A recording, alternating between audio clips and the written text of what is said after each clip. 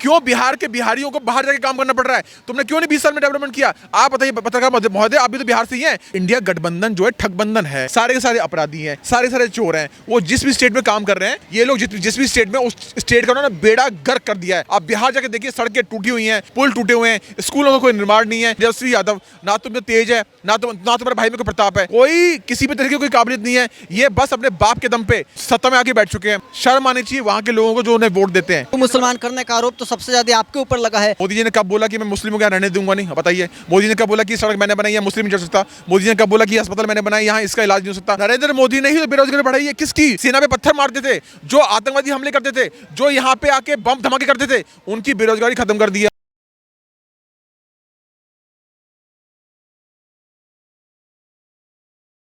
नमस्कार, स्वागत है। आप देख रहे हैं ओ न्यूज बिहार में हूं आपके साथ नरोत्तम कुमार सिंह। आज हम मौजूद हैं कॉन्वेंट प्लेस पर। 2024 के लोकसभा के चुनाव जैसे जैसे नज़दीक आ रहा है, राजनीतिक सरगर्मियां तेज होती जा रही है। आज हम लोगों से जानेंगे 2024 में वो प्रधानमंत्री के रूप में किसे देखना चाहते हैं। एक और एनडीए गठबंधन है, दूसरी ओर इंडिया गठबंधन है। आइए हम लोगों से जुड़ते हैं। क्या नाम हुआ आपका? कार्तिकेय। 2024 में आप किस गठबंधन को सत्ता में आते हुए देखना चाहते हैं? गठबंधन को हम तो भैया सीधे मोदी जी को, हम बीजेपी की बात भी नहीं करेंगे। मोदी जी ने काम किया, मोदी जी को लेके आएंगे। जो कर्म करेगा ना भाई साहब, उसी को लेके आएंगे। जिसने कर्म नहीं किया उसको क्यों लेके आएंगे हम? प्रधानमंत्री अब नरेंद्र मोदी के रूप में देखना चाहते हैं। बिल्कुल बिल्कुल। इंडिया गठबंधन की ओर से आप किसी को नहीं देखना चाहते हैं? अरे भाई साहब, इंडिया गठबंधन जो है ठगबंधन है, सारे के सारे अपराधी हैं, सारे सारे चोर हैं। वो जिस भी स्टेट में काम कर रहे हैं, ये लोग जिस भी स्टेट में, उस स्टेट का उन्होंने बेड़ा गर्क कर दिया है। आप बिहार जाके देखिए, सड़कें टूटी हुई हैं, पुल टूटे हुए हैं, स्कूलों का कोई निर्माण नहीं है। मोदी जी ने एम्स बनाने के लिए बोला नीतीश बाबू जी को, और जंगल में जगह दे दी। तो ये डेवलपमेंट करना नहीं चाहते, चाहे कोई भी। अमित शाह ने जाकर वहां घोषणा कर दिया कि एम्स बन गया है। किसने किसने किसने कर दिया? अमित शाह ने। देखो, स्लिप ऑफ टंग हो सकता है, वो हर किसी का होता है, वो ह्यूमन चीज होती है। मेरा भी स्लिप ऑफ टंग कई बार होता है, तो इसको हमने सीरियसली नहीं लेना चाहिए। बाद में उन्होंने उस चीज़ को मतलब एक्सप्लेन तो किया ना कि हाँ वो गलती से बोल दिया गया, तो ऐसा कुछ नहीं है। बिहार में तो पोस्टर लग रहे हैं कि नीतीश कुमार देश के अगले प्रधानमंत्री होंगे। अरे तो पोस्टर लगाने वाले खुद ही तो हैं, रात में खुद जाते हैं, मुंह पे नकाब डाल के पोस्टर लगा के आते हैं, क्योंकि उनके पोस्टर लगाने वाले भी कोई है नहीं, उनकी टीम ही है। तेज प्रताप यादव मास्क पहन के जाता है, लालू प्रसाद यादव मास्क पहन के जाते हैं। ये खुद ही अपने खुद मियां मुट्ठी। आप बताइए काम क्या किया इन्होंने? आप बताइए कि अभी भी क्राइम उतना ही है। क्यों बिहार के बिहारियों को बाहर जाके काम करना पड़ रहा है? तुमने क्यों नहीं 20 साल में डेवलपमेंट किया? आप बताइए पत्रकार महोदय, आप भी तो बिहार से ही हैं। क्यों आपको यहाँ रिपोर्टिंग करनी पड़ रही है? क्योंकि वहाँ सिक्योर नहीं है, सीधी सी बात है। वहाँ सिक्योर तरीके से आप रिपोर्टिंग नहीं कर सकते। कैसे? मनीष कश्यप को क्या गया, उन्होंने एनएसए लगा के जेल में डाल दिया। वो निष्पक्ष पत्रकार था। अगर आप सिर्फ लालू की वाहवाही करोगे ना, तो ये आपसे खुश रहेंगे। इसका सिर्फ निष्पक्ष पत्रकार था। बिल्कुल भाई साहब, योगी जी का मैंने से वीडियो देखा, उसने योगी जी को लताड़ा कि आपकी सड़क टूटी है, आपसे सही क्यों नहीं करते? तो ये हर किसी का संज्ञान लेके मनीष कश्यप बात करता था, हवा में बात नहीं करता था। वो निष्पक्ष पत्रकार था, इसी वजह से जेल में डाल दिया। अगर जो लालू प्रसाद यादव की चमचागिरी करेगा, ये उसको वहां पर अपने देंगे। समझ रहे ना क्या कहना चाह रहा हूँ? कि वहाँ बाहुबलियों का राज है। तेजस्वी यादव तो कह रहे हैं और एनडीए गठबंधन के जितने भी नेता कह रहे हैं कि नरेंद्र मोदी ने बेरोजगारी बढ़ा दिया है। बिल्कुल बेरोजगारी बढ़ा दिया है। नरेंद्र मोदी ने ही तो बेरोजगारी बढ़ाई है। किसकी? जो सेना पे पत्थर मारते थे, जो आतंकवादी हमले करते थे, जो यहाँ पे आके बम धमाके करते थे, उनकी बेरोजगारी खत्म कर दी है। और तेजस्वी यादव, ना तुम में तेज है, ना तुम्हारे भाई में कोई प्रताप है, कोई किसी भी तरह की कोई काबिलियत नहीं है। ये बस अपने बाप के दम पे सत्ता में आके बैठ चुके हैं। एक चीज़ बताइए, लालू प्रसाद यादव, शर्म आनी चाहिए वहाँ के लोगों को जो उन्हें वोट देते हैं। एक ऐसा चोर आदमी जो वहाँ पे आतंकवाद फैला रहा है, चारा चोर, जिसने रेलवे में घोटाला किया। हालांकि वो घोटाला इस तरीके से नहीं था, उसने क्या कि कबाड़ा बेच दिया, कहता कि मैंने डेवलपमेंट कर दिया रेलवे का। और सीबीआई सिर्फ विपक्ष के नेताओं के ऊपर लगाया जाता है, भाजपा के नेताओं के ऊपर क्यों नहीं लगाया जाता है? अगर आप इतना ही निष्पक्ष हैं। भाई साहब, एक चीज बताइए कि जब कोई ऐसा कृत्य किया ही नहीं है, आप किसी पे आरोप लगा रहे हो कि इसने ये घोटाला कर दिया है, साबित तो होने दो। क्या अजीत पवार पर आपने आरोप लगाया कि उन्होंने 200 करोड़ का घोटाला किया, अब वो अपने दल में उनको शामिल कर दिया। किसको? अजीत पवार को।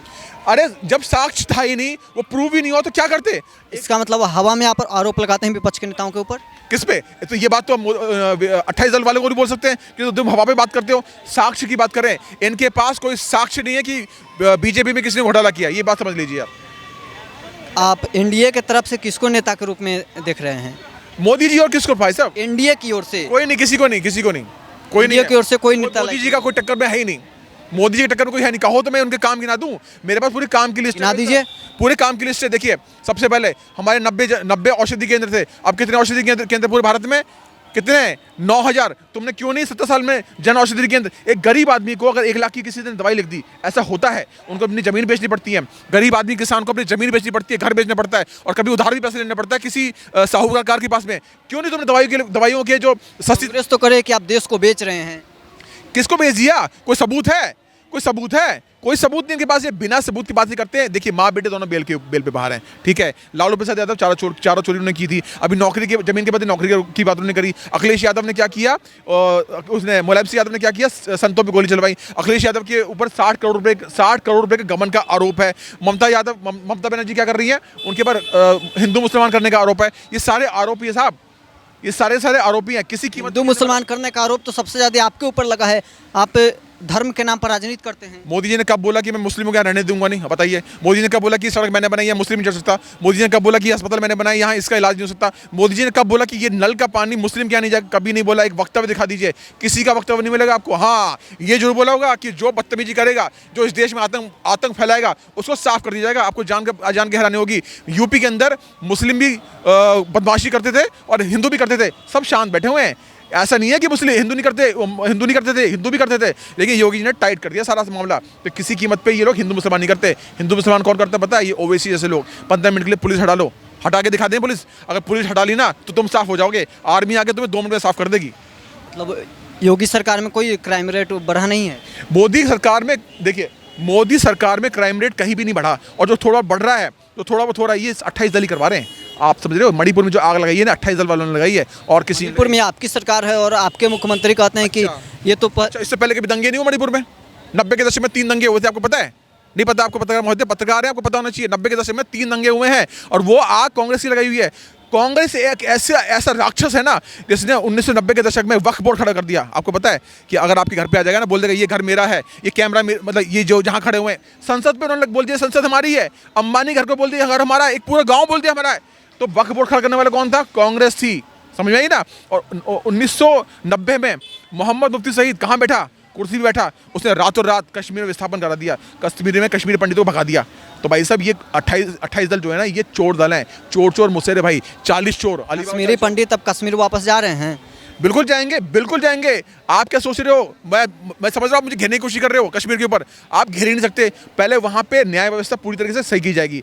एक आतंकवादी जो लोगों को मारता था, इस बार लाल चौक पे उसने झंडा लहराया है। पहले वहाँ के लोगों को सुधार रहे हैं, और धीरे धीरे करके सारे वहाँ पर जाएंगे। और कुछ चीज़ें क्लासिफाइड भी होती हैं, सब जगह बोलने वाली नहीं होती हैं। इसलिए मोदी जी वहाँ किस प्रकार से नीति लेके आ रहे हैं, वो किसी को बताएंगे नहीं। अपने साफ साफ सुना, ये इनका कहना है कि 2024 में प्रधानमंत्री नरेंद्र मोदी ही हो सकते हैं। आप देखते रहिए ओ न्यूज़ बिहार।